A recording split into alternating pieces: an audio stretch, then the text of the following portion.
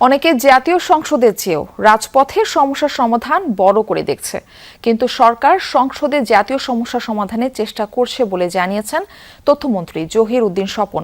সকালে প্রেস ক্লাবের photo journalist অ্যাসোসিয়েশনের প্রদর্শনী ও আলোচনা সভায় এই কথা জানান তিনি। বলেন, আন্দোলন সর্বস্ব অনেকে গঠনমূলক আলোচনায় আসতে চায় না। আন্দোলন করা কারোর জন্য পেশায় পরিণত হয়েছে বলেও মন্তব্য করেন তথ্যমন্ত্রী। এখন দেশের স্বার্থে আঙুল বাঁকা করতে হলেও সরকার পিছপা হবে না।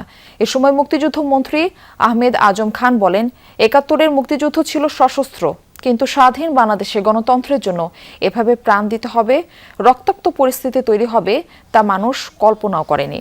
জানান, সরকারের প্রতিটি দায়িত্বশীল ব্যক্তি ফ্যাসিবাদের ক্ষত মেরামতে কাজ করছে।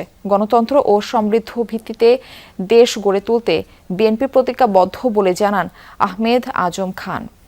ফ্যাসিবাদ মুক্ত বাংলাদেশে আমরা যখন গণতান্ত্রিক সংস্কৃতি চর্চা করতে চাই, জাতীয় সংসদকে যখন আমরা একটা এফেক্টিভ পার্লামেন্টারিয়ান কালচারের মধ্যে নিতে চাই, আমরা খেয়াল করেছি পার্লামেন্টের চাইতে রাজপথকেই অনেকের বেশি পছন্দ।